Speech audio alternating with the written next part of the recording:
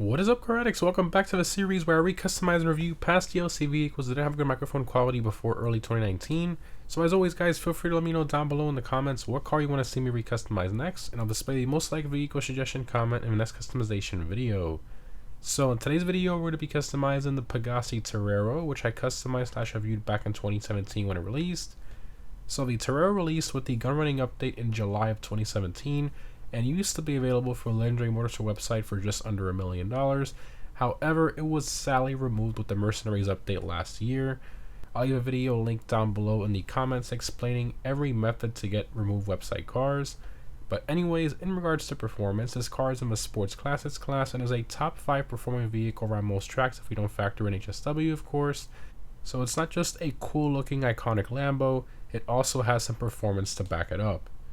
Now, in terms of what the Torero is based on, it's primarily based on a Lamborghini Countach, specifically the 25th anniversary model, arguably the most legendary Lamborghini model of all time, with the front wedge shape, the mid-mounted V12, the scissor doors, etc. Just a true automotive icon. But anyways, let's go ahead and check out the customization of the Torero. Alright, Pegassi Torero, let's do it. Okay, we got armor, brakes, bumpers. So you have a long, smooth bumper. Kind of gets rid of all the vents out front. Then you got the long vented, which looks pretty good. Kind of cleans up the front a little bit. Doesn't look too bad. Alright, we'll do that. Rear bumpers, you have big diffuser, low diffuser, and then you have mud flaps with the low diffuser. I'm not a fan of this massive diffuser. I think it just looks weird. Either one of these two, they just don't look, yeah, just too much. Too big, too low. Not my thing, and the mud flaps just don't work on this car. So I'll skip that. Bodywork, headlight covers. So you have masked headlights. So you want to make the headlights appear to be a bit more round. Then you got the primary colored ones. Headlight duct, so passenger side headlight duct. And then you got cover plates if you just want to cover both of them up. I don't like any of that. I like the stock looking headlights, so we'll keep that stock. Keep missing, there's another option here. Rear panel, so you got the black, you got mask, which squares off the tail lights if you don't like the round tail lights. Black, vented, and carbon with the vented. I definitely like a primary color. In regards to the mask part where it squares off the tail lights, I don't know, I think the round tail lights look good on this car. The square ones look a bit more, I think like the 25th anniversary model looks kind of similar to that.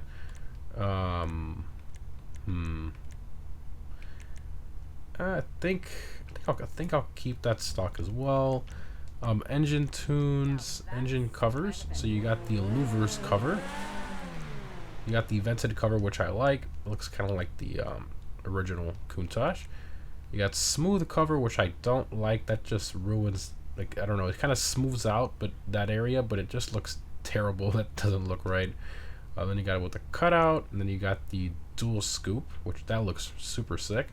But I do love the vented cover there. Exhaust, so you got the stock exhaust, you got the painted exhaust, which gives you some nice larger chrome tips. Then you got the chrome, which is the same thing, but with the chrome instead of the primary color on behind the tips, like the main part of the exhaust primary color. That's weird. Then you got the oval exhaust. So we'll do the full chrome. Hood, you got the vented hood. Quite like that. You got the carbon hood. Then you got the carbon vented hood, and then you have the front spoiler, which some people think, they're like, oh, what is that? What did Rockstar put on that? They ruined the car. That was actually a factory option on this car, believe it or not, which is actually hilarious. So yeah, it's not something Rockstar came up with. It's actually a factory thing. But we're not gonna do that. That just looks weird to me. But I do like the vented hood. I'm gonna do that for this one. Lights, we're gonna leave those stock. Of course, you got the pop-up headlights. Real Countach is the same. It's got like the main little lights up front and the pop-ups behind it. Then we got the license plate, so I'll put my red Ecola plate there. Do I have my Lambo plate? I do. Fantastic. Respray. So for this, I'm kind of between doing a white Countach or a red Countach. You know, can't go wrong with either one. Can also go yellow. You know, there's not many, like, I wouldn't want a Countach in green or blue. Like, to me, this car has to be red, white, or black. Those are really the only colors I like this car. Maybe a yellow, even a silver I wouldn't mind, but those are really the only colors. The green and stuff like that, blue, it just doesn't look right on the car to me. Now, something I want to mention here, you can see there's only one color option here, and if we look at the interior, it's forced here like a black. But for those of you who do like merge glitches and stuff, you can actually merge an interior color on this car. So merge it in white, tan, whatever you want. But it's not normally possible, which is a bit annoying. That's Rockstar for you. It's just kind of weird how they have that interior color kind of like programmed into the car, but they don't let you change it normally. It's just really weird. But yeah, so if I could have done the interior color, I probably would have done like a white with white interior. That would have been sick. But with the white with the black, it's just so basic.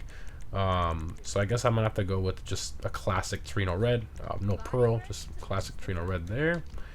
Equivalent before this car goes on the doors. Okay. Spoiler upgrade. So you got the lip spoiler, the little right in the center there. You got the small spoiler. You got the curved spoiler. You got the classic spoiler, which is the iconic Countach arrow-looking spoiler, just super sick. I'm so glad Rockstar made that as an option. I mean, it needs to be on the car. Then you have the high downforce version. That just looks terrible. Then you got a classic spoiler with the lip. So if you want the lip out back, this lip right here with the classic spoiler, this is that option. I like it without the lip. I think it looks a bit better without that. So we'll just do a classic. Suspension, so if you want to lower the car, you can do that, which doesn't lower that much. I mean, it's decent, it's a good amount, so we'll do that. Transmission, turbos, max it all out. Now wheels, to me the stock wheels are like perfect. They're based on the actual Countach. I think it's kind of a sin to change them, but if you're going to change them, I recommend going to the track category, and there's a wheel here called pepper pot. So if you want to keep those circular spokes, if you will, you can do that, but these are just a bit too big to me for this car. Plus they don't have the deep dish lip, which the stock ones do, as you can see. So honestly, I'm definitely going to keep the stocks, but I just wanted to show an alternative option there. It looks kind of similar. Okay, windows, if you want to do some tints, you can do that. I think for this one, I mean, we'll do some light smoke just so we don't have the fishbowl. Just some light smoke tints there, nothing major. And that's all the options there. Can't go wrong with a red Countach. Let's go ahead, exit to ground, take it for a drive. Oh, love that car. It makes no sense to me how they removed something like this. It's not like if the customization sucked or, you know, it was a forgettable car nobody was buying. It's the damn Countach. You know, it's like one of the most iconic cars of all time. But all right, floored here. Oh, traffic. Sounds great. Get a different view here. There we go. That's quick as well. And it's, yeah, I mean, top speed is pretty good too. Wow, I forgot how weird the handling is in this car. It's good, but you have to like get used to it. It's one of those cars like it's a bit floaty. And the back end is very twitchy. The back end can snap out on you at any point, even with the spoiler upgrade. You gotta be very careful with this car. I was going into that corner thinking it was like a Turismo Classic or something. The Turismo Classic does have a bit of snap oversteer as well, but it's not as this one is a lot. This one is definitely more. Look at that. Oh, you suck at driving. No, you drive this car around and you'll see it's a tricky little car to drive. Obviously, like everything, you get used to it, you know, and then you're suddenly a pro. But like, it's got this weird turning. Like, it turns in really aggressively, and then any little bump just completely upsets the car. Look at it like that. Like, you really have to throttle control it and be very gentle. It's kind of like, drives almost, it's like a muscle car, kinda, but with better turning, but it gets that oversteer from like a muscle car, basically. Very weird, but it's unique, so I mean, at least that's good, and it kind of makes sense, you know. This is an old Lambo. It's not supposed to handle like a full-on newer sports car, so I mean, it does have a unique handling characteristic to it, which does feel pretty good. Let's go here, first person. Very nice. Got the Pegassi on the steering wheel. So you got the pop-ups. This car is so cool. Alright, let's go ahead, pull over and open all the doors and stuff as usual. I'll pull over right here. Got some battle scars from traffic. Oh, I love the doors. Oh man, this car is so cool. Alright. Manage vehicles. Vehicle preferences. Doors. And nice. So this panel doesn't open when you put that on there. It just kind of like hides your engine model, which does kind of suck. But you still got the scissor doors.